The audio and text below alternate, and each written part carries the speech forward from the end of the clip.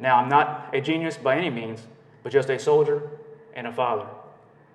But if the time don't fit, you must acquit. Hi everyone, I'm Kevin and welcome to Just Thought Lounge. Today we're taking a look at the case of Sergeant Brent Burke of the 101st Airborne. On the 11th of September 2007, Brent's 9-year-old stepson Matthew placed a call to 911 from his grandmother's home to report a shooting. That morning, Brent's estranged wife Tracy and her former mother-in-law Karen were found killed inside the home. This case involves a bitter divorce, poor police work, a tight timeline, a desperate lack of physical evidence, one retracted confession, 5 separate trials, and 2 questionable eyewitnesses. Let's take a look.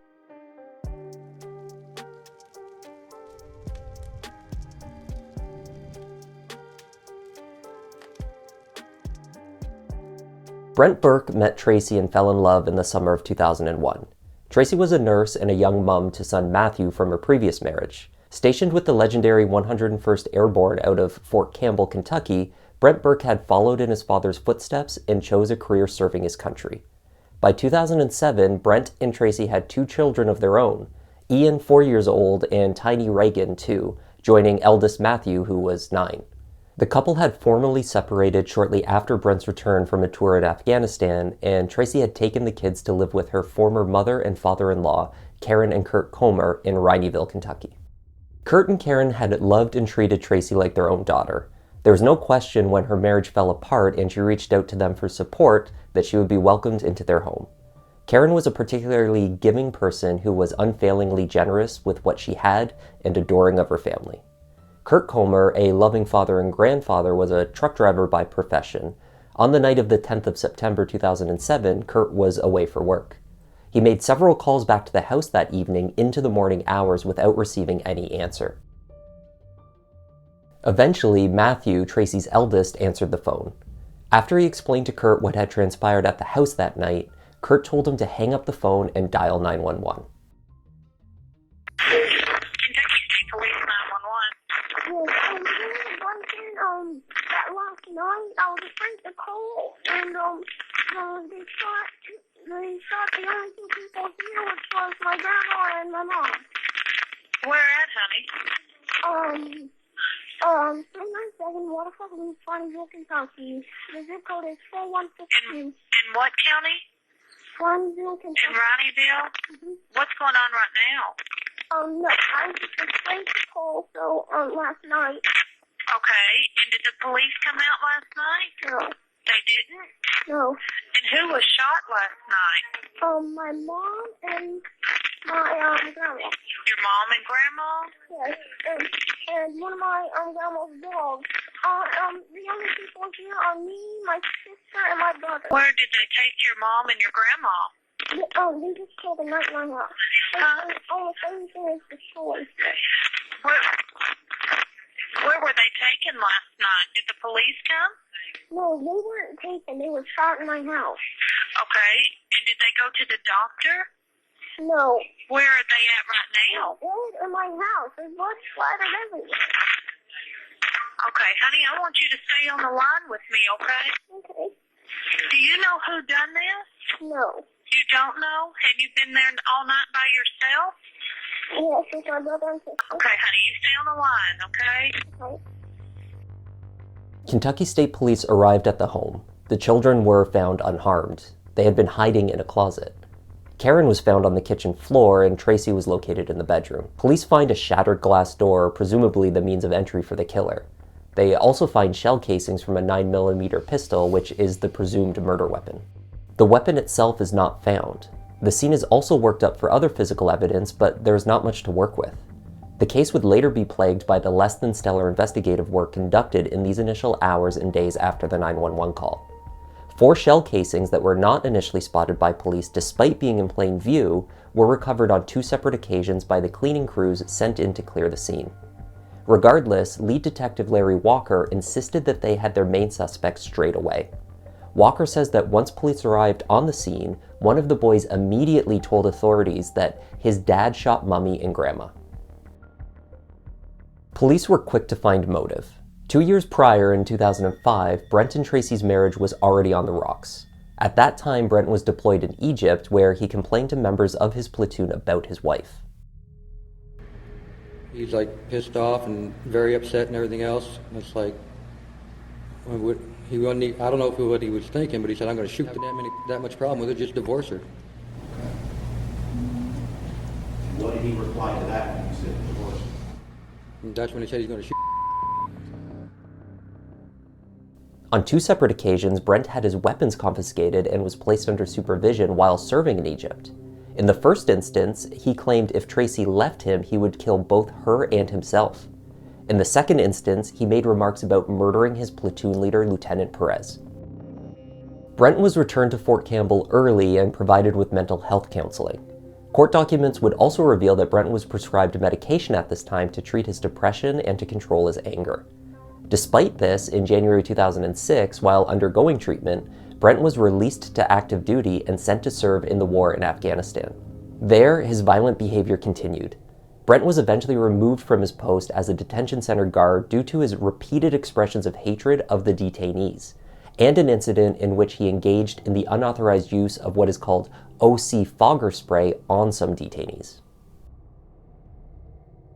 While Brent's issues continued overseas, Tracy was at home taking care of the children and herself.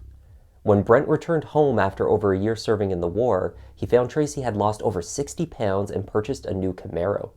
Jealous of the attention she was receiving and worried about her intentions to leave him, the arguments between the two worsened. In May 2007, Brent attempted to physically prevent Tracy from leaving him and moving to the home of her former mother-in-law, Karen Comer, with the children.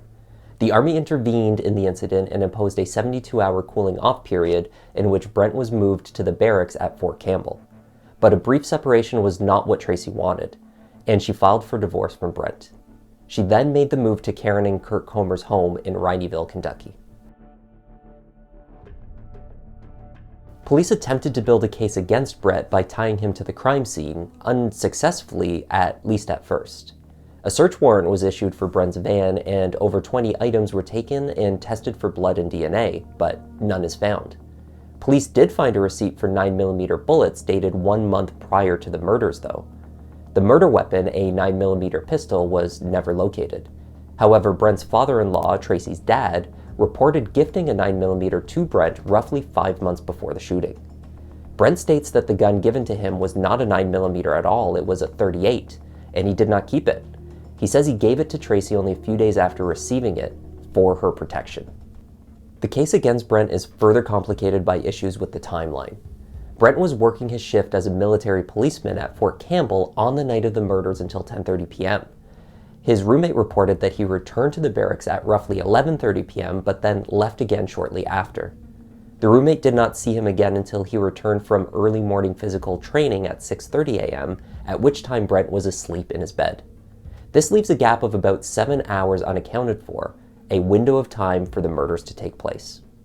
The Comer's house in Rhineville is approximately 140 miles from Fort Campbell. Most estimates place the drive at about 2.5 hours each way. So investigators asserted that there was enough time for Brent to drive to the home, break in through the glass door, commit the crime, dispose of all evidence leaving no trace in the vehicle that he was driving, and return to the barracks to be seen asleep by his roommate by 6:30 a.m. The estimated time of the murders was around 3 a.m. This is largely based on the account of young Matthew, who said he saw a clock on the microwave that said it was about 4 a.m. when he knew someone had broken into the house. Later, he saw on the television cable box that it was 6:57 a.m. after he had determined that the intruder was gone and had spoken with his grandfather and called 911. The timing fit neatly into the working theory of Brent as the killer. Based on this version of events, Brent was arrested for the murders, and he gave a recorded statement to police. It was this interview, in part, that convinced Detective Larry Walker that Brent Burke was guilty of the crime. Unfortunately, Brent was never read his rights before the statement was recorded, rendering it useless as evidence against him in trial. I wasn't there. Okay, Sarge, right now, all the facts, all the evidence doesn't tell us that.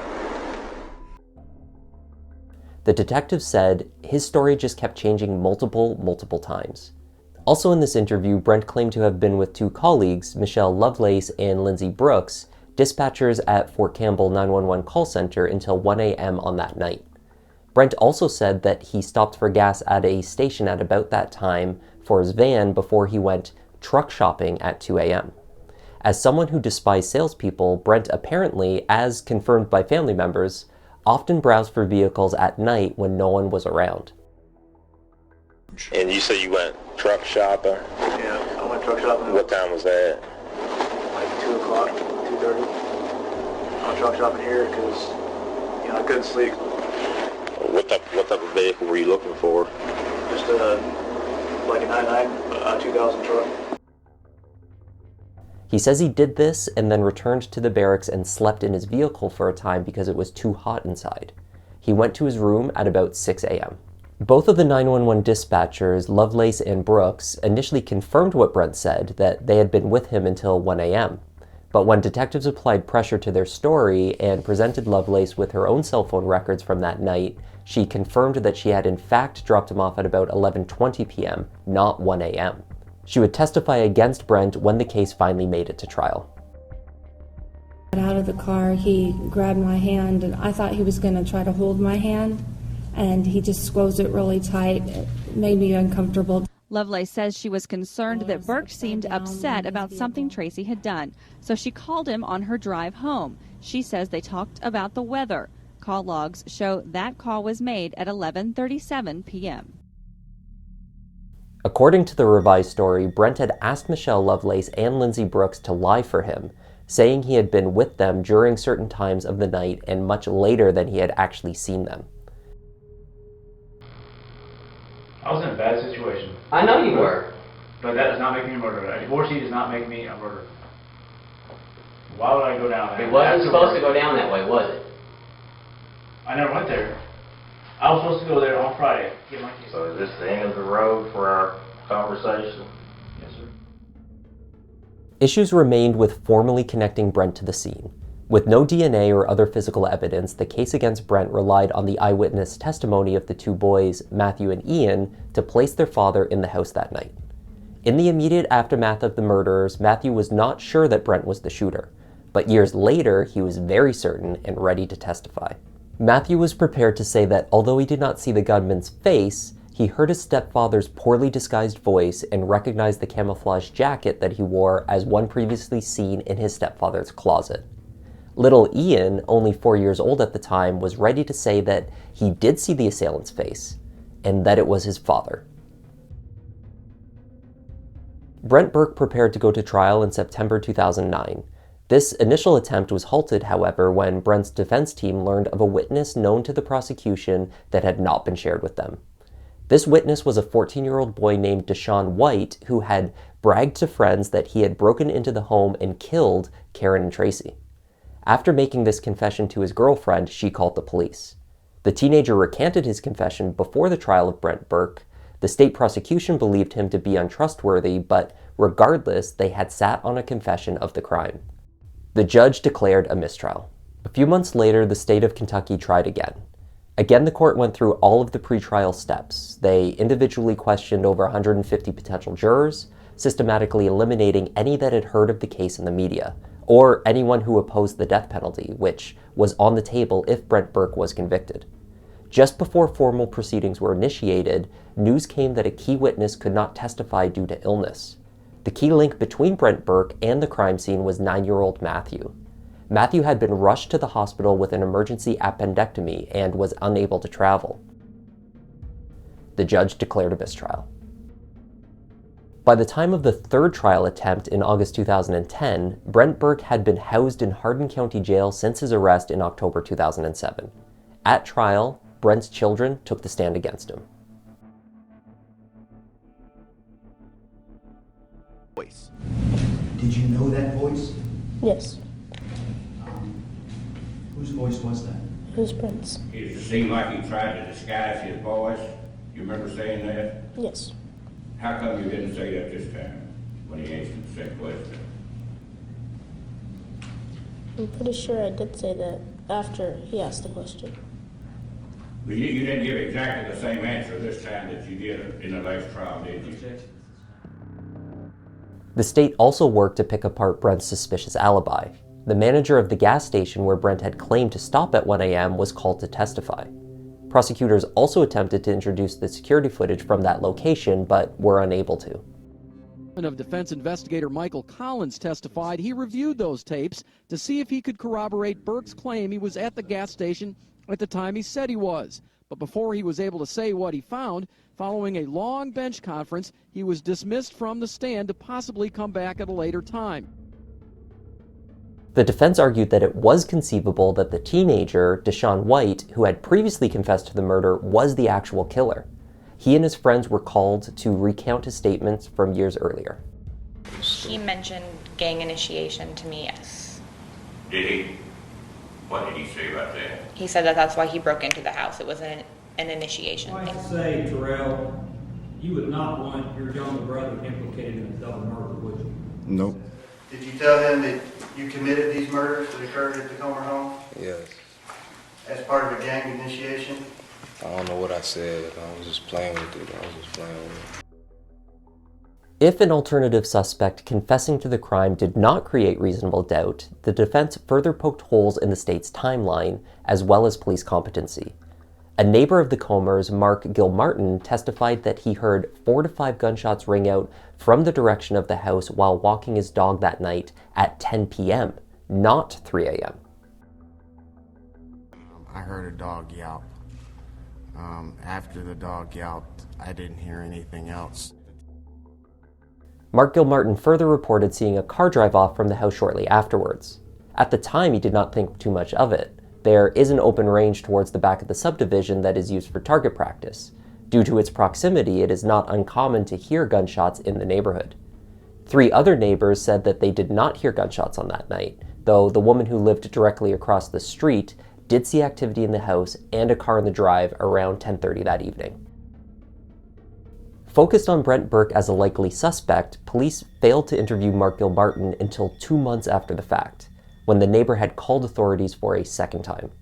Defense also highlighted the neglected shell casings missed on the scene and later found by the cleaners as representative of the generally poor police work. The jury deadlocked and could not reach a decision. The third trial ended again in a mistrial.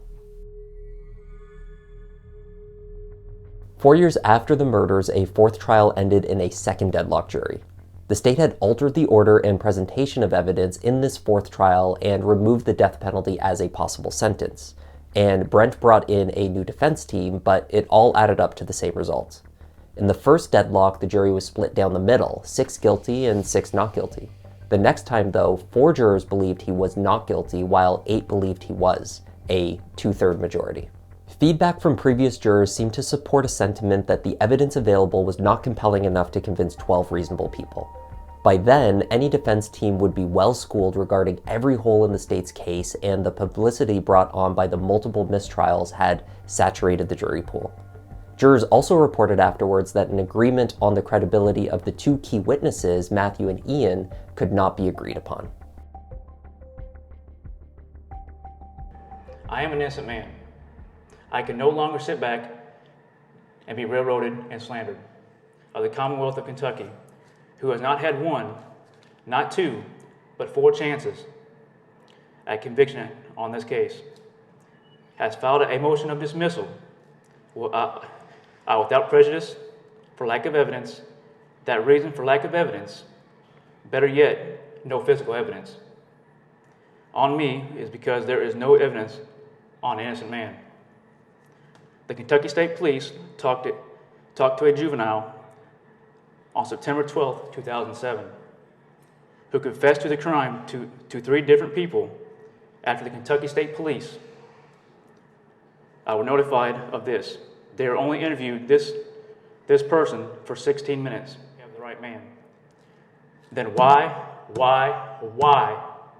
did a neighbor, a 20-plus year veteran of our armed forces, state that while walking his dog in front of the crime scene between the hours of 10 and 10:30 p.m.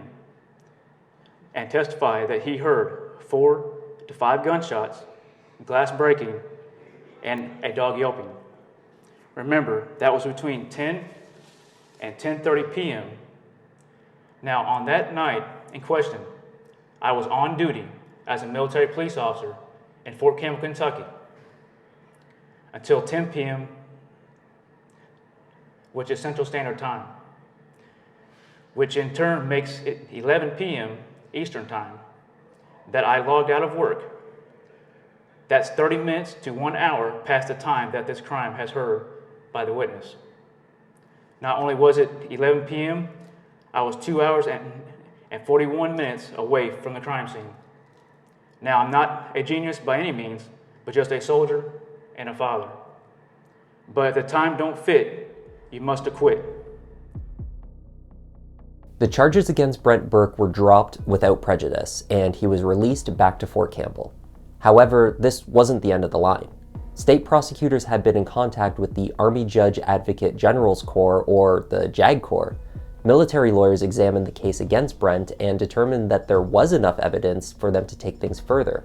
They brought Brent in for questioning only days after his release from jail. Fort Campbell officials and the Louisville Metro Police Department's dive team started searching lakes in the area of Brent's presumed drive for a murder weapon or any other possible evidence that could have been disposed of in the water. 2 lakes near the road of the Comer's home and a third one off of a highway were skimmed, but nothing was found. The Army investigators also sought to test new items. They managed to lift a tiny piece of glass from a camouflage jacket found in Brent Burke's closet. The lab found that this small shard was similar to the glass from the shattered door. The lab report stated that it could have the same origin. The sample was too small to stretch their conclusions much further than this, but it would be presented as a piece of physical evidence that links Brent to the scene. There is one further issue with the jacket, however. Despite being a camo print, it otherwise does not match the description of the jacket worn by the shooter provided by Matthew to the Kentucky police in 2007. Brent Burke was court-martialed and stood trial for a 5th time in 2011. The burden of proof is the same in the military court as a civilian one. Guilt must be proven beyond a reasonable doubt. However, there were a few key factors that shifted the balance. Instead of a jury, a panel of 7 senior officers was selected to hear evidence, and the decision did not have to be unanimous. Only a majority of the panel needed to be convinced of guilt in order to convict. Additionally, the ruling made by the civilian court judge to omit Brent's initial recorded statements to Kentucky police from evidence did not apply. Brent's flip-flopping statements and changing story provided to police in 2007 that convinced them of his guilt was heard as evidence against him for the first time. Those small changes tipped the scale. Brent Burke was convicted on 2 counts of premeditated murder. A military trial conducted at Fort Campbell, decided by a 7-member panel of military officers, ended with a conviction. Burke was found guilty of murdering his wife, Tracy Burke, and her former mother-in-law, Karen Comer. Vicki, just hours ago, Burke was sentenced to life without parole, the harshest sentence he could have received. His murder conviction ends an epic struggle between his accusers and the accused. Brent Burke maintains his innocence. He was demoted down to private and dishonorably discharged from service. Matthew went to live with his biological father after his mother's death. Years later, he received an Emergency Responders Award for the courageous and composed call he made to 911 on the morning of the 11th of September. The younger children remained with other family members. Thanks once again for joining me to examine this case. I'm Kevin, this is Just Thought Lounge, and I'll see you in the next one.